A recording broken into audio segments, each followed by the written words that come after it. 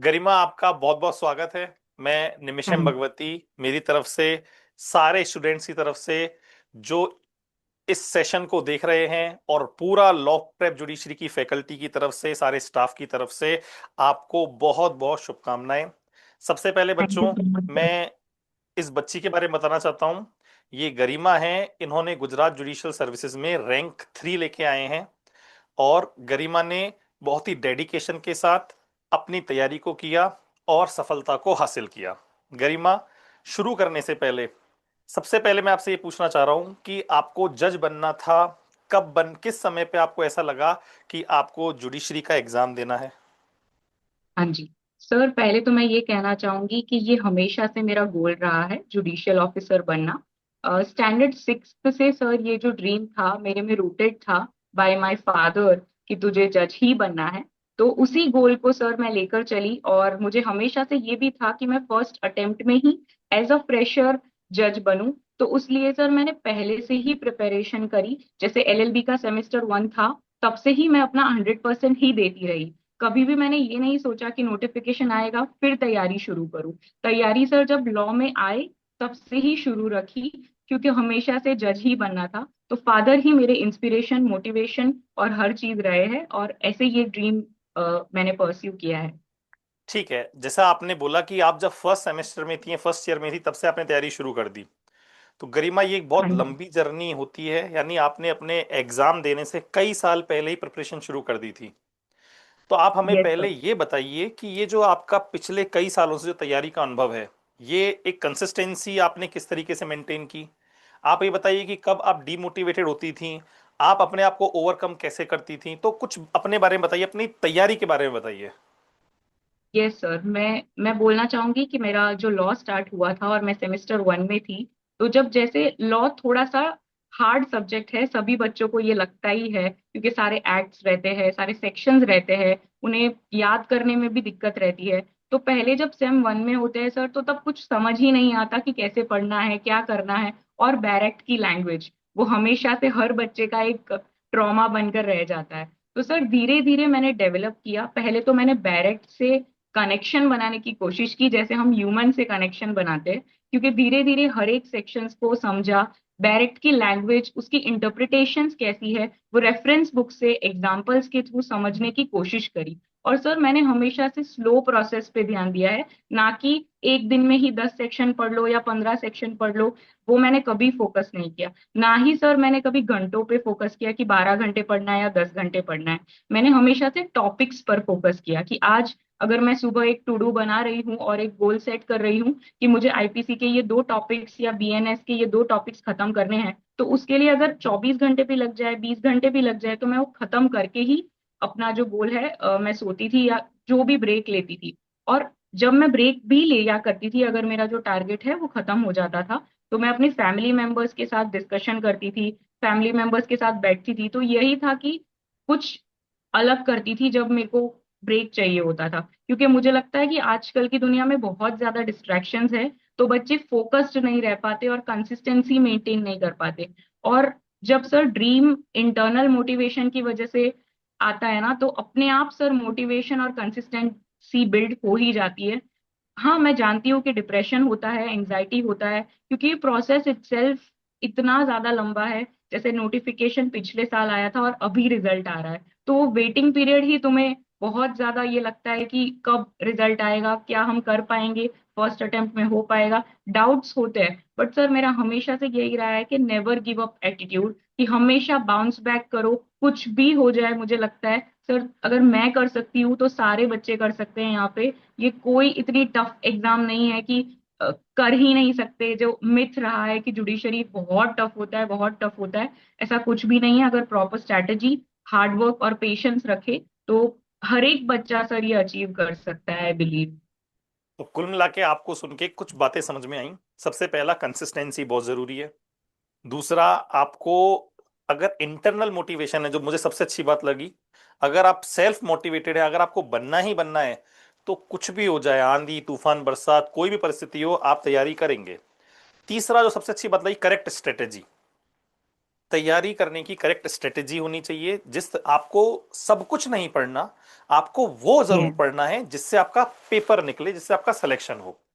तो ये बात मुझे जान के बहुत अच्छी लगी। एक दूसरा, एक गुजरात जुडिशरी के अंदर एक गुजराती लैंग्वेज भी आती है। तो आप मुझे थोड़ा इसके बारे में बताइए कि इसको आपने किस तरीके से फोकस किया, अपने मेजर लॉस को, माइनर लॉस को किस तरीके से आपने अरेंज किया, आपकी प्रीलिम्स की प्रिपरेशन और आपकी मेंस की प्रिपरेशन दोनों किस तरीके से आपने उनको अलग अलग अप्रोच में रखा, तो कुछ इस बारे में बताइए। Okay sir. फर्स्टली सर मैं प्रीलिम्स की बात करना चाहूंगी। सर प्रीलिम्स में सबसे ज्यादा सेक्शंस को याद करने की कोशिश करने में हमेशा दिक्कत रहती है सारे बच्चों को। सर मैंने साइंटिफिक टेक्निक्स का यूज किया है। बेसिकली 3 टेक्निक्स का मैंने यूज किया था, जो है number 1 active recall method, number 2 spaced repetition, और सर थर्ड मैंने याद रखने के लिए ब्लैंक पेज एनालिसिस का यूज किया था। जैसे कि फॉर एग्जाम्पल अगर मैं कोई एक्ट पढ़ रही हूँ और आज मैंने कुछ पॉइंट्स को मेमोराइज किया है, तो मैं क्या करती थी कि दूसरे दिन सुबह उठते ही पहले उसका रिवीजन करना है। और रिवीजन के सर कॉन्सेप्ट से है ना, सबको एक मिथ है कि रिवीजन मतलब नोट्स को बार बार रिवाइज करो या बार बार देखो। बल्कि रिवीजन का मतलब ये है कि इंफॉर्मेशन जो तुमने ऑलरेडी पढ़ रखी है उसे तुम्हें आउट कैसे करना है, एग्जामिनेशन में उसे पुट फोर्थ कैसे करना है जो तुम्हारे ब्रेन में ऑलरेडी एग्जिस्टिंग है। तो उस टेक्निक के लिए सर ये जो साइंटिफिक मेथड्स है मैंने उसका यूज किया। जैसे ब्लैंक पेज एनालिसिस मेरे लिए बहुत हेल्पफुल रहा है प्रीलिम्स के लिए। जैसे मैं क्या करती थी, सारे सेक्शंस पढ़ लो, पूरा एक्ट खत्म हो जाने के बाद एक ब्लैंक पेज लेकर अकेले अपने रूम में स्टडी टेबल के साथ बैठ जाती थी, और जितना भी मुझे याद है उस एक्ट से, अगर वो सेक्शन 1 है या 511 है या जितने भी सेक्शंस है, मैं सारा लिख देती थी। और उससे मुझे ये पता चलने लगा कि मैं कहाँ मिस आउट कर रही हूँ। अगर मैं उसमें 45 सेक्शन भूल गई हूँ या 100 सेक्शन भूल गई हूँ, तो मुझे ये समझ आने लग गया कि यहाँ मुझे और फोकस्ड करना है और यहाँ मुझे और मेमोरी को शार्प करना है। तो जो बच रहे थे वो सेक्शन को मैंने फिर से पढ़ना शुरू किया, फिर से मेमोराइज करना शुरू किया। ऐसे सर मैंने सारे एक्ट्स के सारे सेक्शंस को एक ब्लैंक पेज एनालिसिस बनाकर लास्ट डे तक मेरे पास एक पूरा बल्क बन चुका था, जिसमें मैं लास्ट डे के दिन सिर्फ पेजेस ही घुमाकर देख रही थी सारे सेक्शंस, और मेरे ब्रेन में हर एक सेक्शन फिट था। तो सर ये भी एक मिथ है कि हम सब कुछ याद नहीं कर सकते, बट अगर कंसिस्टेंटली स्ट्रैटेजी टेक्निक्स को फॉलो करें तो मुझे लगता है हर एक एक्ट, हर एक बैरक लैंग्वेज के साथ याद हो सकता है। इट इज पॉसिबल सर, क्योंकि मैंने करा है और मैं मानती हूँ ये हो सकता है। बिल्कुल, आपने इसलिए किया और क्योंकि सर आपके साथ जो थी वो थी कंसिस्टेंसी। आपने पिछले यस सर। 4 साल जितने भी आपने तैयारी के लिए गुजारे हैं, 3 साल 4 साल, आपका एक ही ध्येय था, आपका एक ही लक्ष्य था कि मुझे हर हाल में यस फर्स्ट सर। अटेम्प्ट में जुडिशरी क्लियर करनी है। तो बच्चे, ये तो रही यस बात सर। प्रीलिम्स की। अब आते हैं थोड़ा प्रीलिम्स मेंस की। पे। अब मेंस का बताओ। Yes sir. सर मेंस के लिए जितना मैंने समझा है, पीवाईक्यूज सबसे इंपॉर्टेंट रोल प्ले करते हैं कोई भी कॉम्पिटिटिव एग्जाम अगर मान के चले तो सर। तो पीवाईक्यूज जो है प्रीवियस ईयर क्वेश्चंस, जो 10 ईयर्स के जो क्वेश्चन बैंक्स थे, उससे मैंने सर पूरा एनालिसिस किया। पहले तो मेंस की एग्जामिनेशन से बहुत पहले मैंने एनालिसिस करके रखा हुआ था सर, क्योंकि मुझे लग रहा था कि मेरा क्लियर प्रीलिम्स हो जाएगा। तो मुझे अंडरस्टैंडिंग वो थी कि मेंस के लिए मुझे कैसे चलना है पहले से ही। तो मैंने पहले पीवाईक्यूज पे ज्यादा फोकस किया है। और जैसे कि मेंस में comprehensive in depth study of law की जरूरत है, एक स्ट्रक्चर्ड आंसर राइटिंग की जरूरत है। तो हर एक, फॉर एग्जाम्पल अगर मैं एक टॉपिक पढ़ रही हूँ, रेस जुडिकाटा मैंने पढ़ा, तो रेस जुडिकाटा की जो प्रीलिम्स की नोट्स थी सर वो बैरक की लैंग्वेज के हिसाब से बनाई गई थी, पर जो आंसर राइटिंग थी वो मेंस के हिसाब से बनाई गई थी। जैसे मेरा एक फॉर्मेट रहा है हमेशा से, इंट्रोडक्शन, बॉडी, केस और कंक्लूजन सर। और केसेस में भी सर मैंने दो बाइफरकेशन करे थे, नंबर 1 लैंडमार्क केसेस और number 2 recent cases of Gujarat high court sir, specifically. तो सर मुझे लगता है कि ये सारी टेक्निक्स ने ही मुझे, मतलब मेरे जो ज्यादा मार्क्स मेंस में आए हैं और ये रैंक जो मैंने स्कोर किया है, तो ये मेरा बेनिफिशियल पॉइंट हमेशा से रहा है मेंस के लिए। और मैंने आंसर राइटिंग सर पहले से ही कर रखी थी, ताकि मुझे एग्जामिनेशन में जाकर ये सोचना ना पड़े कि वहां मुझे क्या लिखना है इंट्रोडक्शन में, क्या लिखना है कंक्लूजन में। हर एक चीज सर प्रायर डिसाइडेड थी, बस वहां जाके इंफॉर्मेशन आउट करना था और लिखना था सर। Very good. एक सवाल और, जो हाँ जी। बहुत महत्वपूर्ण सवाल है। आपको बच्चों को ये गाइड करना है कि ड्यूरिंग प्रिपरेशन क्या सबसे ज्यादा करना चाहिए और क्या चीजें हैं जो बिल्कुल अवॉइड करनी चाहिए आप बताइए थोड़ा इस बारे में भी। सर पहले तो मैं ये कहूंगी कि स्ट्रैटेजी बनाना बहुत बहुत बहुत इंपॉर्टेंट है इस एग्जामिनेशन में, क्योंकि जो सिलेबस है वो बहुत ज्यादा बल्कि है। अगर सब कुछ पढ़ने जाओगे तो बहुत ज्यादा उलझ जाओगे हर एक चीज में। तो सर स्पेसिफिकली मुझे लगता है कि हर एक लॉ को एक बार तो गो थ्रू करना ही पड़ेगा। ऐसा नहीं है कि नहीं पढ़ोगे या एक स्मार्ट स्ट्रेटेजी बना लोगे तो क्लियर हो जाएगा, टॉप कर लोगे। बट एक बार या 2 से 3 बार सारे लॉ को एक बार अच्छे से गो थ्रू करना ही पड़ता है। फिर ही वो अंडरस्टैंडिंग डेवलप होती है कि ये इंपॉर्टेंट टॉपिक है, ये इंपॉर्टेंट टॉपिक नहीं है। और पीवाईक्यू सर मैं हमेशा बोलना चाहूंगी हर एक बच्चों को, प्रीवियस ईयर क्वेश्चन पेपर्स तुम्हारा सब कुछ है, वो तुम्हारी बाइबल है, भगवत गीता है, सब कुछ है। उससे एनालिसिस करो, उससे ही तुम्हारी अंडरस्टैंडिंग बढ़ेगी कि इस टॉपिक से पर्टिकुलर क्वेश्चन इस वे में पूछ रहे हैं वो लोग। और सर हम्म। मैंने ज्यादा फोकस किया था मेंस एग्जामिनेशन में कि क्वेश्चन क्या पूछा गया है। अगर उन्होंने बोला है डिफरेंशिएट एंड डिफाइन, तो सिर्फ डिफरेंशिएट और डिफाइन कीजिए, ना कि उसकी हिस्ट्री लिख दीजिए या उसका इंपॉर्टेंस लिखिए या और कुछ। जो बिल्कुल। पूछा गया है उस पे ही फोकस करिए। सो वो मैंने करा था। और सर मैं ये भी कहना चाहूंगी कि लॉ को कंसिस्टेंटली ही पढ़ना पड़ता है, 10 15 20 बार रिवाइज करना पड़ेगा। होती है चीजें कि नहीं हो पा रहा है, नहीं हो पा रहा है, हर एक पॉइंट पे ऐसा लो फील होगा, सेल्फ डाउट होगा, कॉन्फिडेंस में भी ऐसा लैकिंग आएगा कि कर पाएंगे या नहीं कर पाएंगे। बट एंड रिजल्ट बेटर ही होगा। सिर्फ अपनी कंसिस्टेंसी पे फोकस करिए, हार्डवर्क करिए और स्ट्रैटेजी बिल्ड करिए। और स्ट्रैटेजी बिल्डिंग के लिए भी जो मैंने टेक्निक्स बताई है उसे फॉलो करिए, उससे तुम्हारा निकल ही जाना है। चलिए बहुत अच्छी बात है। एक अब हमने प्रीलिम्स फेज आपसे डिस्कस किया, फिर मेंस वाला फेज आपसे डिस्कस किया, अब आते हैं इंटरव्यू फेज पे। यस जब सर। आप इंटरव्यू पैनल के सामने बैठे थे, उस दौरान आपसे क्या क्या पूछा गया, आपका क्या एक्सपीरियंस था, और उसके बाद आपका सिलेक्शन, अब वो पूरा एंड प्रोसेस आप बताइए। Yes sir. जैसे सर मेरा जो इंटरव्यू था वो शाम के 5 बजे था। और मुझे याद है कि जैसे ही मैं एंटर हुई मैंने सबको ग्रीट किया। उसके बाद सर मेरे को क्वेश्चन पूछना शुरू कर दिया था, जिसमें सर सबसे पहले मुझे इंट्रोडक्शन पूछा था। और उसके बाद सर 10 to 12 लीगल क्वेश्चंस पे ही उनका फोकस रहा था। सर जितना मैं जान पाई उस दौरान कि वो हमारा temperament to be a judicial officer वही चेक कर रहे थे, ना कि वो हमारी नॉलेज को ज्यादा देख रहे थे। आई एम नॉट टेलिंग कि वो हमारी नॉलेज नहीं देख रहे थे, but being a judicial officer क्या तुम परफेक्ट हो उस पोस्ट के लिए, वो टेम्परामेंट क्या तुम कैरी कर रहे हो, उसकी ही जजमेंट वहां पे ली जा रही थी सर। क्योंकि हम्म। प्री और मेंस में तुम ऑलरेडी अपना नॉलेज शो करके आ चुके हो, तुम्हारे मार्क्स है वो सब हाई कोर्ट के पास ऑलरेडी है सर। तो यही था कि वो हमारा टेम्परामेंट और how we are answering to their questions, how deep understanding and comprehensive understanding of law is there within us, यही सब सर चेक हो रहा था उस दिन। और सर मुझे 2 3 क्वेश्चंस पूछे गए थे और एक क्वेश्चन मुझे आया भी नहीं था उसमें से। और मैंने उन्हें एकदम अच्छे से सर मैंने जस्टिस को पार्डन बोला और मैंने बोला कि I am not able to answer this currently but I surely read upon it. ऐसे करके मैंने जब बोला तो they were also very like cooperative. और ना कि उन्होंने ऐसा कुछ बोला कि no this is not done या ऐसा कुछ भी नहीं है। अगर तुम्हें एक आधा आंसर नहीं आता है तो तुम्हारा सिलेक्शन नहीं होगा, ऐसा कुछ नहीं है। बट मैं यही बोलना चाहूंगी अल्टीमेटली सर जो भी है वो टेम्परामेंट ही चेक हो रहा है वहां पे। और तुम अगर कॉन्फिडेंटली आंसर करो हर चीज जो तुम्हें अच्छे से आती है तो sir it is a win win game. Garima, prelims वाला फेज, मेंस वाला फेज और इंटरव्यू वाला फेज तीनों डिस्कस हो गए। अब आइए जिस दिन आपका रिजल्ट आया, उस दिन हाँ जी। रिजल्ट आने के बाद आपके जीवन में, क्योंकि ये भी बच्चों को जानना जरूरी है कि जैसे ही उस पीडीएफ में आपका नाम आ जाता है आपकी लाइफ कंप्लीटली बदल जाती है।